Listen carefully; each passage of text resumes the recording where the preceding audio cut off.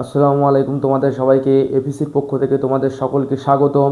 আজকে আমরা কেমিস্ট্রি গুণগত রসায়নের উপর একটি ক্লাস করব। এই ক্লাসের মাধ্যমে আমরা ইলেকট্রন বিন্যাস সম্পর্কে বিস্তারিত জানব। ইলেকট্রন বিন্যাস সম্পর্কে জানতে হলে আমরা অবশ্যই জানি যে ইলেকট্রন একটি নিউক্লিয়াসকে কেন্দ্র করে নির্দিষ্ট ব্যাসার্ধের অনুমোদিত বৃত্তাকার কক্ষপথে ঘূর্ণায়মান। ইলেকট্রন একটি নিউক্লিয়াসকে কেন্দ্র করে কোনো পরমাণুতে ইলেকট্রন নিউক্লিয়াসকে কেন্দ্র করে নির্দিষ্ট ব্যাসার্ধের অনুমোদিত বৃত্তাকার কক্ষপথে ঘূর্ণায়মান। ইলেকট্রন যে কক্ষপথে ঘুরে সে কক্ষপথকে বলা হয় শেল। এই শেলকে আবার বিভিন্ন উপশক্তি স্তর বা সাবশেলে ভাগ করা হয়। তো মনে করো চারটি উপশক্তি স্তর আছে, S, P, D, F. S, P, D, F এই চারটি উপশক্তি স্তর। এস উপশক্তি স্তরে সর্বমোট 2টি, পি উপশক্তি স্তরে সর্বমোট 6টি, ডি উপশক্তি স্তরে সর্বমোট 10টি এবং এফ উপশক্তি স্তরে সর্বমোট 14টি ইলেকট্রন থাকতে পারে।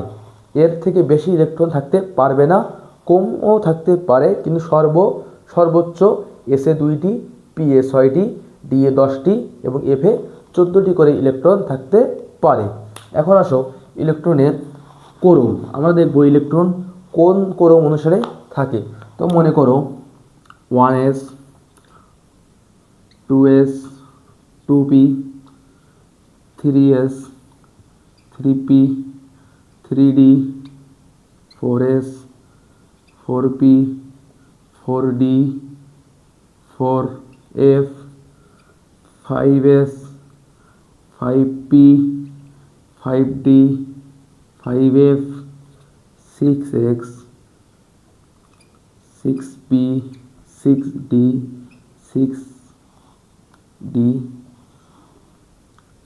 7s, 7p, 8s। এই যে আমরা কাঠামোটা লিখলাম, কোনো পরমাণুতে ইলেকট্রন ঠিক এই আকৃতিতে থাকে, কারণ 1 2 3 4 4 3 2 1 এই যে গঠন, এই গঠনে থাকে ইলেকট্রন। এখন ইলেকট্রন কোনটা আগে যাবে কোনটায় পরে যাবে তার একটি ক্রম আছে। সেই ক্রমটা হচ্ছে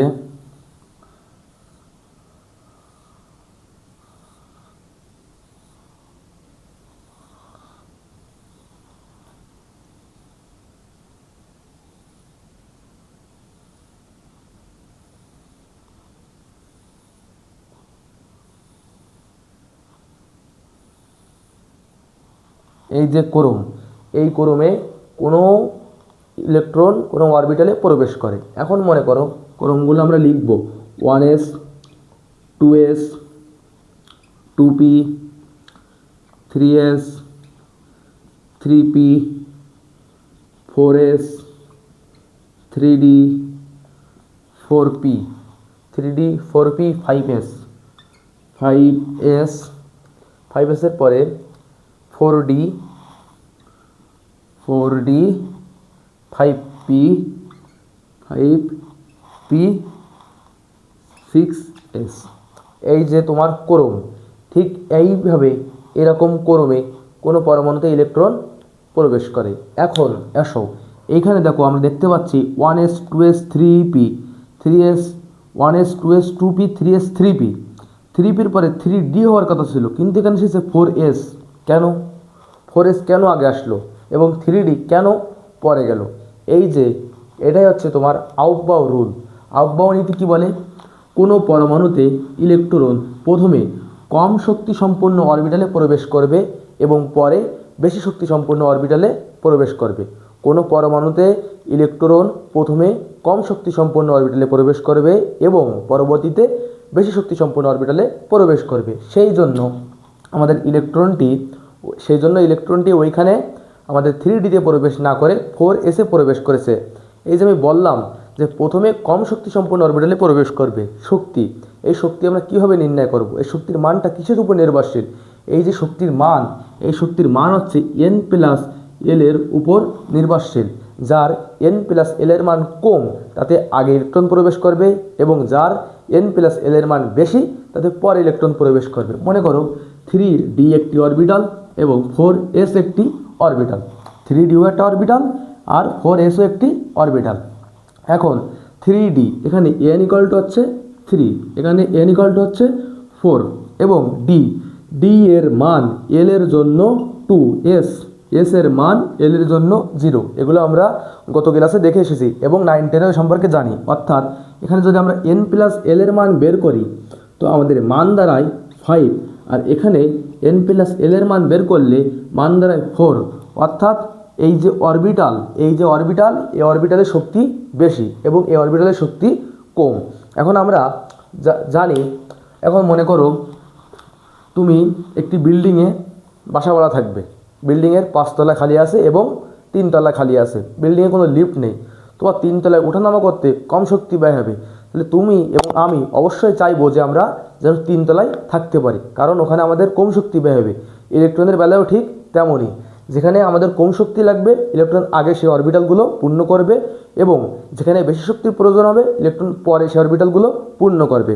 আশা করি তোমরা বুঝতে পেরেছো।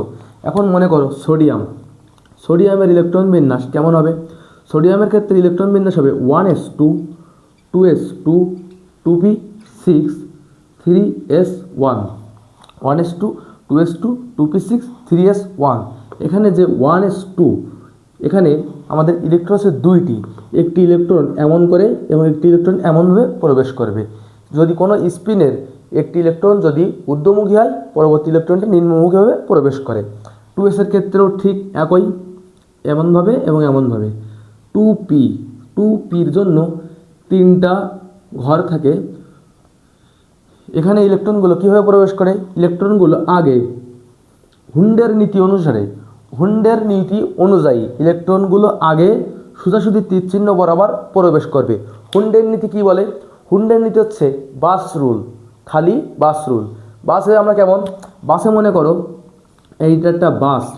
এখন বাসে যদি সিট খালি থাকে তো আমরা যখন বাসে উঠি অবশ্যই আমরা আগে গিয়ে খালি সিটগুলোতে বসি এবং তারপরে আমরা ভরা সিটগুলোতে বসি।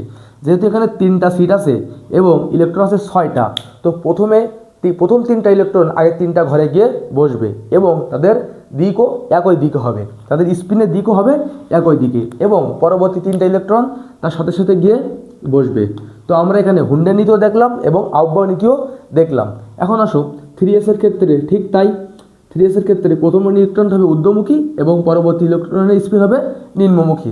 ঠিক আছে? তো এইভাবে আমাদেরকে সোডিয়ামের ইলেকট্রন বিন্যাস আমরা করে ফেলতে পারি।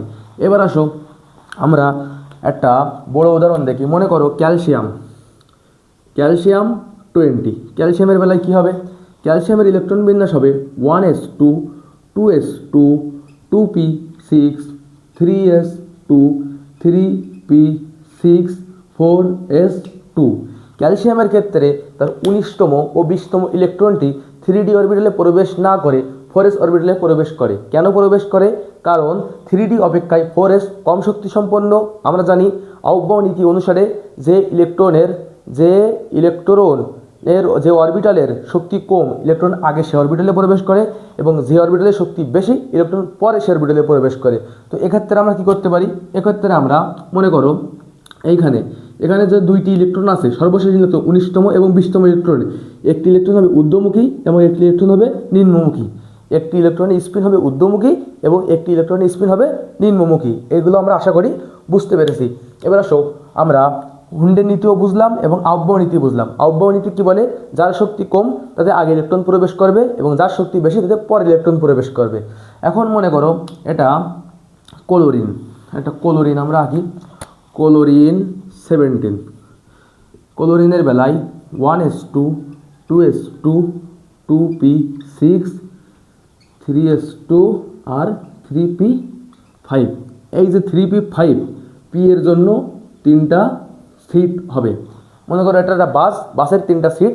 বাসে 3 সিটে প্রতিটি সিটে 2 জন করে বসতে পারে, মোট 6 জন যাত্রী যেতে পারে। যাত্রী আছে মোট 5 জন। এখন কি হবে? প্রথম যখন 3 জন যাত্রী বাসে উঠবে তারা সকলে একটি ফাঁকা সিটে বসবে এবং পরবর্তীতে যখন আর 2 জন যাত্রী আসবে তারা কী করবে?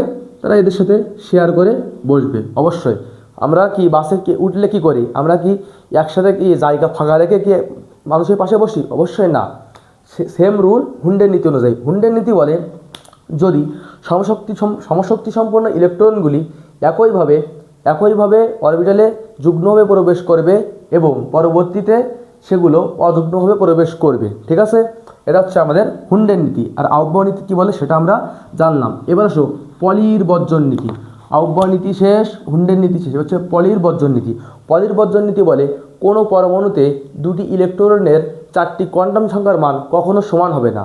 পলির বর্জন নীতি বলে কোনো পরমাণুতে দুটি ইলেকট্রনের 4টি কোয়ান্টাম সংখ্যার মান কখনো সমান হবে না।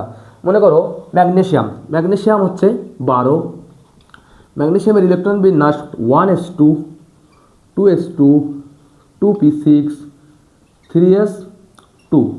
এই যে 3s2 তার শেষ কক্ষপথে 11তম ইলেকট্রন ও 12তম ইলেকট্রন, যদি আমরা এই দুইটি ইলেকট্রনের তুলনা করি, এই দুটি ইলেকট্রনের তিনটি কোয়ান্টাম সংখ্যার সেট একই হলেও চতুর্থ কোয়ান্টাম সংখ্যার সেট কখনো একই হবে না। দেখো মনে করো এর এন এর মান কত, এন এর মান হচ্ছে দুইজনের ক্ষেত্রে 3, n = 3।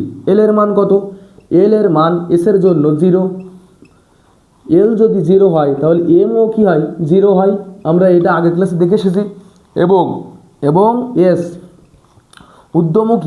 ঊর্ধ্বমুখী তীর চিহ্নের জন্য এস এর মান হবে +½ এবং নিম্নমুখী তীর চিহ্নের জন্য এস এর মান হবে -½ তো আমরা এইটাকে আমরা বলতে পারি যে কোনো পরমাণুতে দুটি ইলেকট্রনের 3টি কোয়ান্টাম সংখ্যার সেট সমান হলেও চতুর্থ কোয়ান্টাম সংখ্যার সেট কখনো সমান হবে না। এটা হচ্ছে পলির বর্জন নীতি। হুন্ডের নীতি কি বলে, বাস রুল, বাসের নিয়মটা মনে রাখলে হয়ে যাচ্ছে। আর আহ্বায়ক নীতি হচ্ছে বিল্ডিংয়ের রুল। বিল্ডিংয়ের যে উদাহরণটা দিলাম, যে আমরা একটা বিল্ডিংয়ের 3 তলায় যেতে আমাদের কম শক্তি দরকার, তাহলে আমরা 3 তলা আগে পূর্ণ করব এবং পরবর্তীতে পরে যাব। এখন আসো একটা ব্যতিক্রম নিয়ম আছে। ব্যতিক্রম নিয়ম হচ্ছে ক্রোমিয়ামের ক্ষেত্রে এবং কপারের ক্ষেত্রে। ক্রোমিয়াম 24, ক্রোমিয়ামের ক্ষেত্রে 1s2, 2s2, 2p6, 3s2, 3p6, 3p6, 3d5, 4s1। দেখো এখানে মোট 24টি ইলেকট্রন আছে এবং 4s এর 2টি ইলেকট্রনের জায়গায় 3dতে 5 হয়ে গেছে। এর একটি ইলেকট্রন এখানে চলে এসেছে, 4s থেকে একটি ইলেকট্রন 3dতে চলে আসে। কারণ কোনো অরবিটাল যদি অর্ধপূর্ণ বা পূর্ণ হয়। আচ্ছা আমরা কপারটাও লিখে নিই। কপার 29, কপারের বেলায় 1s2, 2s2, 2p6, 3s2, 3p6, 3d10, 4s1। এখান থেকেও একটি ইলেকট্রন এখানে আসে। তো আমরা বলতে পারি যদি কোনো অরবিটাল অর্ধপূর্ণ বা পূর্ণ হয়, এখানে পূর্ণ হয়েছে এবং এখানে অর্ধপূর্ণ, যদি আমরা 4s থেকে একটি করে ইলেকট্রন নিয়ে নিতে পারি, তাহলে আমাদের এই যে অরবিটালটা এটা পূর্ণ বা অর্ধপূর্ণ হয়ে যায়। তো আমরা বলতে পারি যদি কোনো অরবিটাল পূর্ণ বা অর্ধপূর্ণ হয়, সেটা স্বাভাবিক অবস্থা থেকে বেশি সুস্থিতিশীল, অর্থাৎ এটা বেশি গ্রান্টেড হবে। অর্থাৎ ক্রোমিয়াম এবং কপারের ইলেকট্রন বিন্যাস ভিন্নতার কারণও দেখালাম এবং কী হয় এটাও আমরা দেখালাম।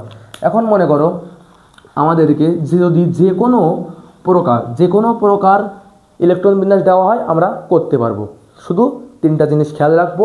একটা আহ্বায়ক নীতি কী বলে, কোনো ইলেকট্রন সর্বপ্রথমে কম শক্তি সম্পন্ন অরবিটালে প্রবেশ করবে এবং পরে বেশি শক্তি সম্পন্ন অরবিটালে প্রবেশ করে। হুন্ডের নীতি কী বলে, হুন্ডের নীতি বলে ইলেকট্রনগুলো যুগ্মভাবে সমশক্তি সম্পন্ন অরবিটালে ইলেকট্রনগুলো যুগ্মভাবে একই ক্রমে প্রথমে প্রবেশ করে বাসের সমস্ত সিট বুক করবে। তারপরে তারা পাশাপাশি বসবে। যতক্ষণ পর্যন্ত বাসের সিট ফুলভাবে বুক না হবে ততক্ষণ পর্যন্ত তারা বসবে না। মনে করো 3p5। এখন 3p5 এর ক্ষেত্রে এখানে তো অবশ্যই 3টা ঘর হবে। তো এরকমও কিন্তু হয় না যে দুইটা একটা, এরকম হয় না। এটা কিন্তু হুন্ডের নীতি না। হুন্ডের নীতি বলে যে যদি বাসের 3টা সিট থাকে আর যদি লোক 5 জন থাকে, তাহলে তারা সবাই আগে বাসে গিয়ে ফাঁকা সিটগুলোতে আগে বসবে এবং পরবর্তীতে তারা বাধ্য হয়ে পাশাপাশি বসবে, কিন্তু দিক হবে বিপরীত। ঠিক আছে, এরকমও কিন্তু না যে এদের দিক আবার একই হবে, এদের দিক এরকম একই হবে, এরকমও কিন্তু না।